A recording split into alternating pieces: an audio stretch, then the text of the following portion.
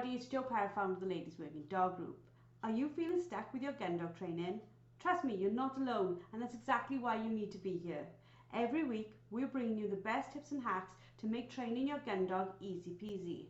We'll keep it straightforward, no fuss, just actionable guidance that you can put straight to use. So let's get started. And welcome to this week's Found It, Fetched It. Today we're going to be talking about, is gun dog training just for people that are going to go out and work their dogs? I'm Gemma Martin and I'm joined this week with Sam Thornycroft-Taylor. How are you, Sam? I'm really good, thanks, Gem. How are you? Amazing. It's a lot drier here than you, apparently.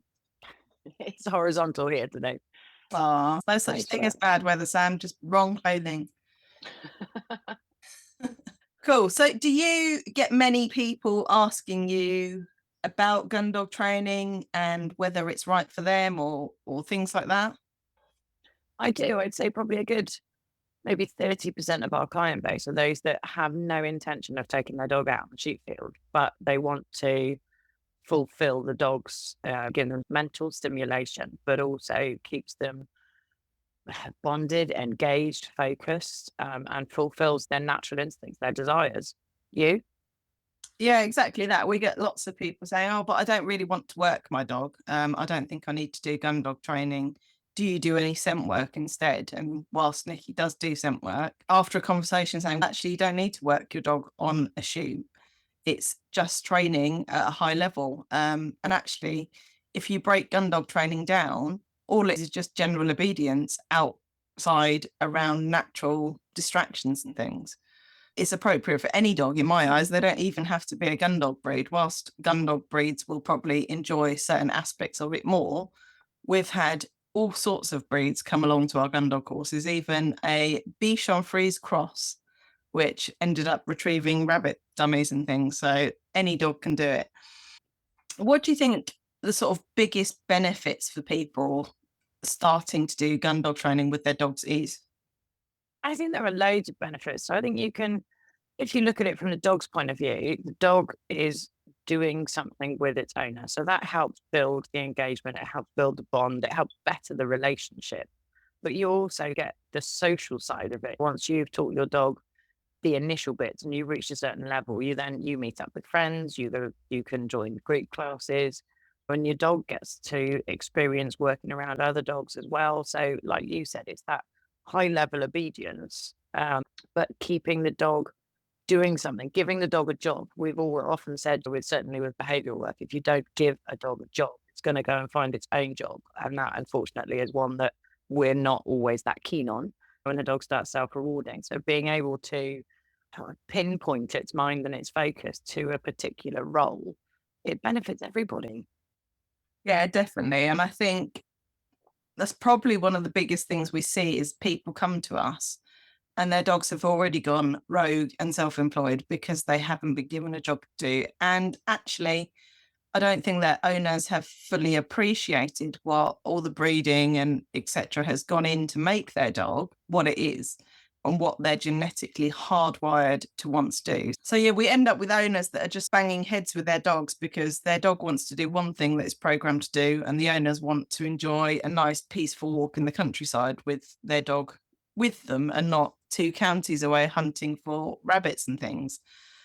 And it's getting them to understand that actually, in order to work together, they need to appreciate what each other want to do and try and find this sort of happy medium where the dog can fulfill its natural drives and the human's happy that it's not way off somewhere else. What do you think?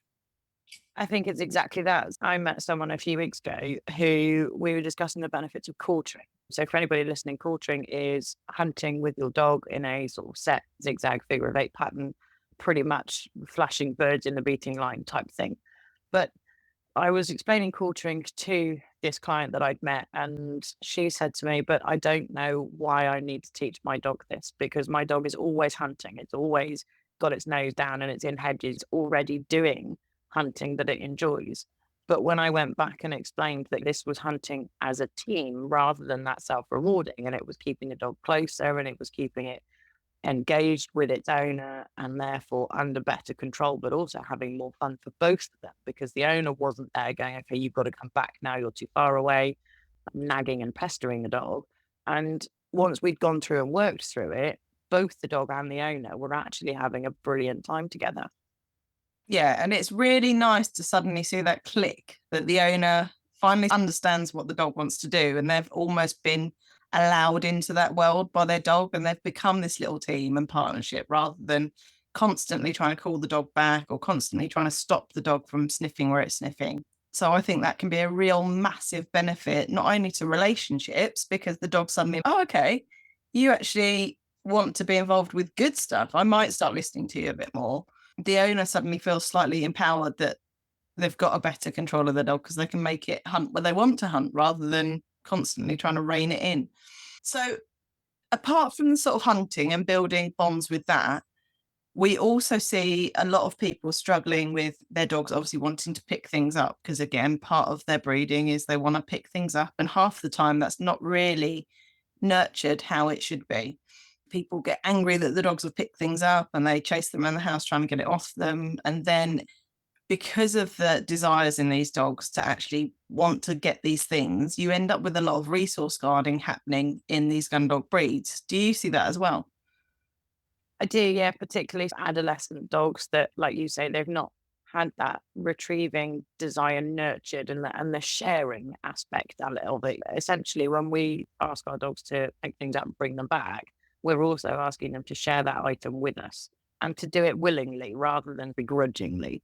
And I think it is those, maybe as a puppy, it picked up a child's toy or it picked up the TV remote and then it ran off around the coffee table being chased by its owner. And the dogs thought it was great and the human thought it was really frustrating. And then it escalated a little bit further. So the puppy picked up something or the adolescent dog picked up something and the owner went to take it or grab it or snatch it. And the dog went, actually, this is mine. This is fun and I don't want you to have it. So that then, like you say, leads into the resource guarding. Whereas if we can use their retrieving, their picking up items drive and build that bond with us again, so that we're saying to them, when you've got something, this is great, we will share it together and we will have loads of fun. Then you've got, again, that much better bond, that much better relationship with your dog, but you're not putting yourself or your dog in a position of conflict either. So I don't know, retrieving for me, it's building that retrieving drive. It's less about the item and more about my dog being willing to come into my space and share things with me. But also it goes much further than just go and pick something up or chase a tennis ball as I lob it out my hand. You can get so much more control, directional control, steadiness, many more ways of making the dog think. So that mental stimulation. And again, a job that it enjoys, that high level obedience and just bringing it all into one aspect, one element of the training. Yeah, people are often shocked when we start to talk about teaching a resource guarder how to retrieve because they're like, that's not really the problem. I don't care if my dog brings things back. I don't want it to guard things. And breaking that down, saying actually your dog picks things up for this reason, but if you teach them what to do with that thing, rather than go, I'm precious, I'm keeping it here, then instantly you can work on the other stuff. Obviously, around that, we work on listening skills and we work on other things as well. But that sharing part and that retrieval that we teach all gun dogs as standard is a massive part of teaching our young, driven dogs that aspect of the value in sharing with us. So it's actually more valuable to them to bring things to us and have some fun rather than go, hey, I'm going to go and hide this, which is a natural sort of trait of a lot of spaniels, especially when they pick something up. They want to go and hide it and stick it somewhere that nobody's going to find it and then guard that area because it's precious. So it comes back to the whole dog burying a bone in the back garden thing, doesn't it? Yeah, exactly. And I always thought as a kid that was a joke, but clearly not. I mean, I quite often say to clients when we are teaching retrieving, and either with a previously resource guarding dog or just a dog that needs to learn how to retrieve and how to share, the importance of the item is null and void. It's the fact that the dog wants to come back. So you see a lot of dogs, and I've seen it lead into resource guarding as well, where the dog has brought something back and it's immediately been stolen or snatched from the dog.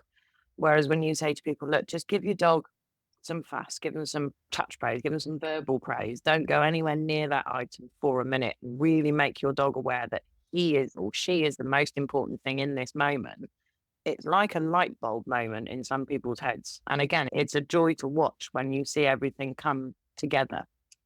Yeah, and I love it when they come to you like a few weeks later and tell you that their dog's picked up something really manky or really nasty and brought it to them, and they've been like, oh, thank you. Whereas previously they'd have gone off and eaten it or rolled in it or buried it or whatever.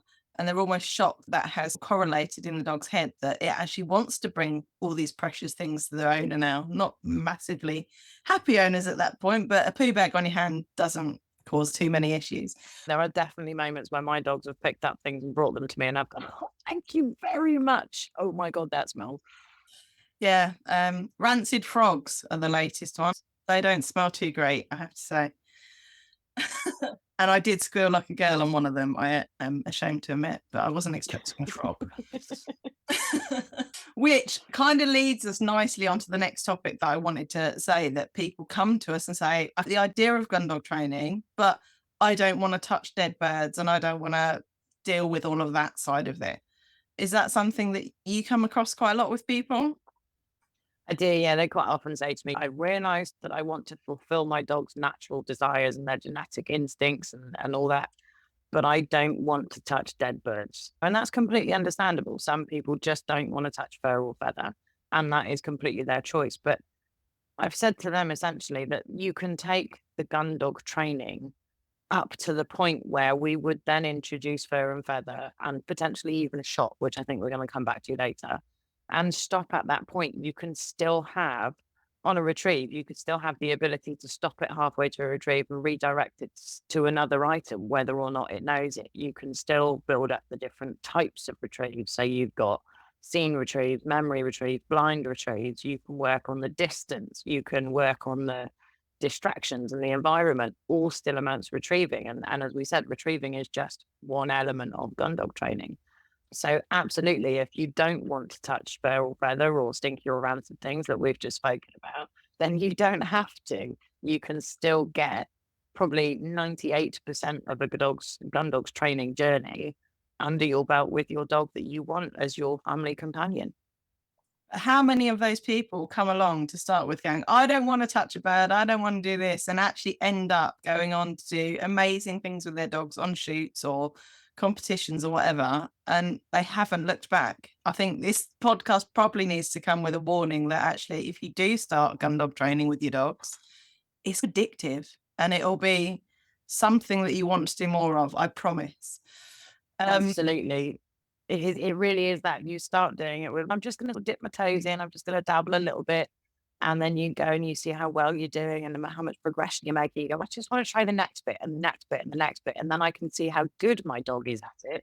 So actually, maybe I do now want to go on a shoot and take it to the next level. And again, it is so rewarding. So I'm sure you see it, but especially as a trainer, you start with someone that comes into the field and they're like, no, I only want to do X amount. And then when you're pretty much at their original goal, they go, no, I've changed my mind. I like this too much. I'm now thoroughly addicted to it. Cold, wet, muddy fields every weekend. Absolutely, I'm in. Take me further. And before you know it, you're 4 spaniels deep on your case. I'm saying nothing. The other question we get asked, and I think it goes back to sort of tradition and preconceived concepts about what gun dog training is, people saying, will I need to turn up in like tweeds and look like I'm going on a shoot, and will I need to buy a load of stuff? And I think people are quite shocked when we say, no, you just turn up in whatever you'd walk your dog in, with your lead, some treats, a toy. Don't even have to have a whistle if you don't want to. Most people will go on to use a whistle, but you don't need anything specific to do gun dog training with your dog, do you? You don't. You can teach it all the elements with pretty much what you've got now. All those things we spoke about with retrieving, you could do with the tennis ball if you wanted to. And pretty much, well, most people that own a dog have got a ball or a toy of some description. So you don't even have to go out and buy sort of canvas training dummies if you don't want to. And as far as clothing goes, I think the only thing that I'd recommend really is a good set of waterproofs and a good pair of wellies. Because let's face it, we are in England and it is wet most of the time. But otherwise, whatever you walk your dog in, absolutely fine. So going back to that other point you mentioned about shot, what if people's dogs are scared of bangs and things? How would we work with them? So I think there's a number of different ways that you'd work with them. One, if they are absolutely adamant that they are never going to go near a sheep field and it's just completely not for them, then you don't have to worry about the introducing the shot aspect.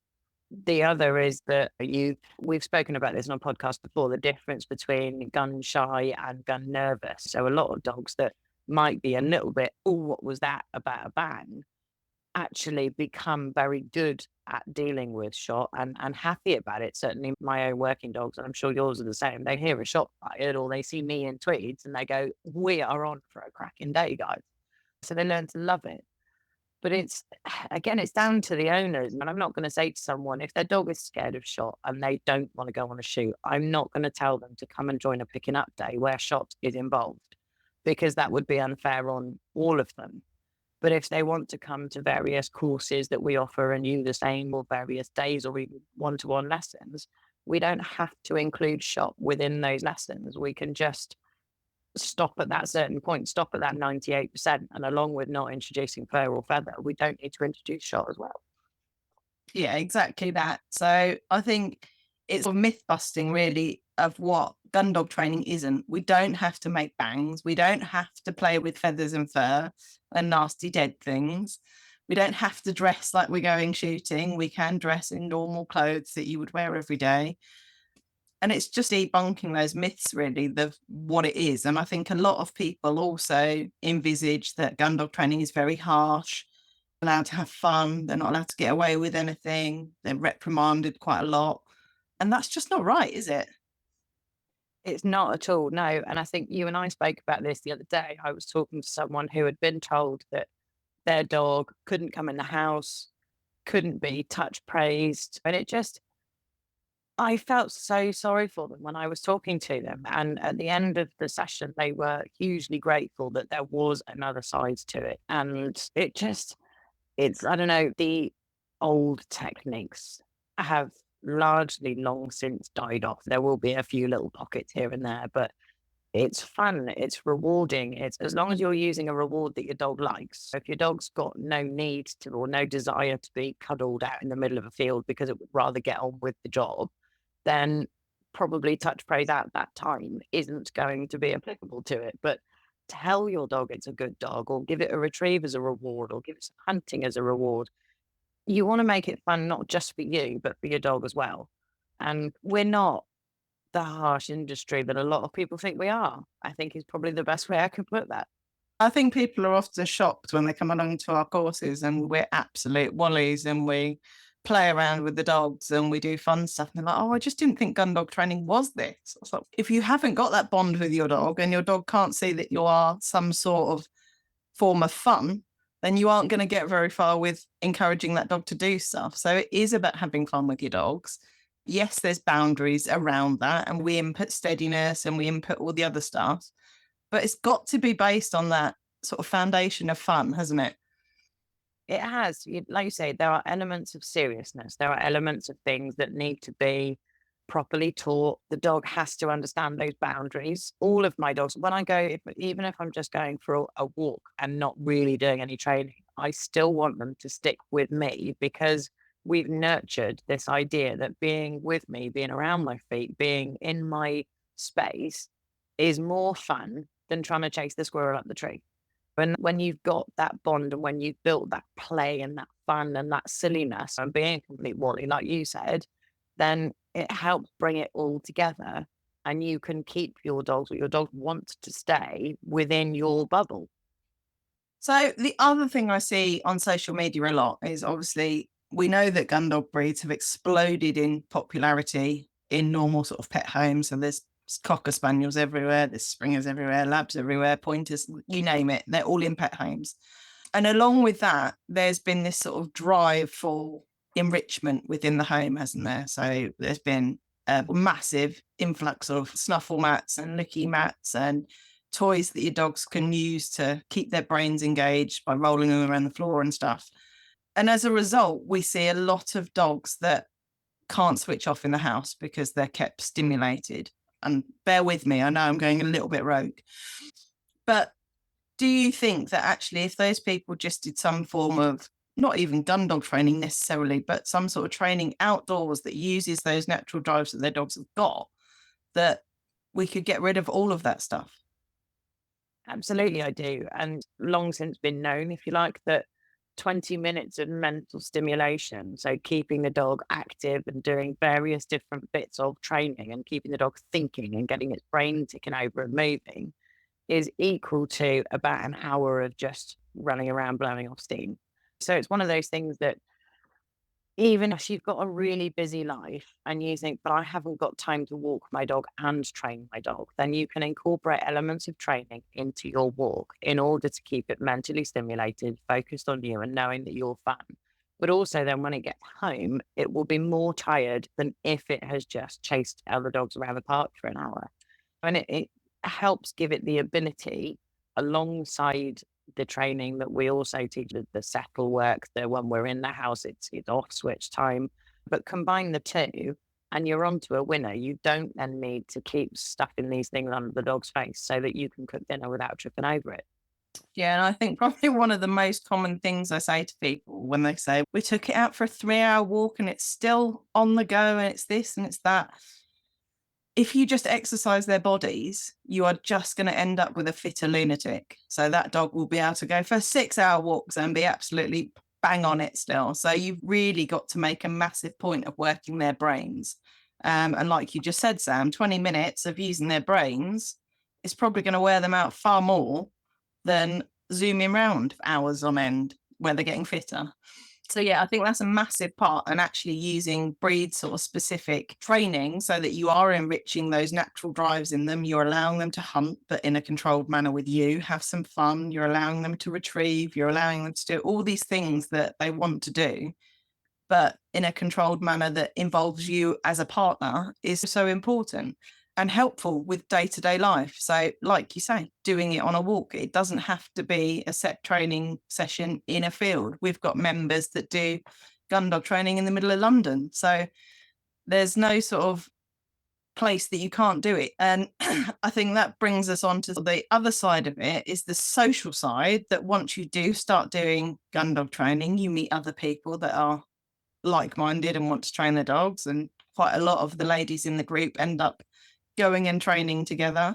So it's also teaching our dogs to be able to focus on us around other dogs and be around them in that sort of environment and have fun with us. But it's also valuable to get that sort of social interaction from other people that you might not necessarily get. You might always walk your dog on your own and not talk to anyone. So we've known a lot of people form massive friendships from gun dog training, haven't we? Absolutely. And they make those friendships. Not only do they go and train together, but then they might go and grab a bite of lunch together or a coffee in a cafe or something, bit of training beforehand or bit of training afterwards. But humans are social beings. It helps us mentally to have that social side of life. And if we can incorporate that into our dog training, into our dog walking, fantastic. Going back to what I said just then about going up lunch or going up cafes or stuff, you also can find that partly by keeping your dog mentally stimulated, it's then more tired and so therefore is more likely to sit down quietly under the table while you have a coffee or some lunch.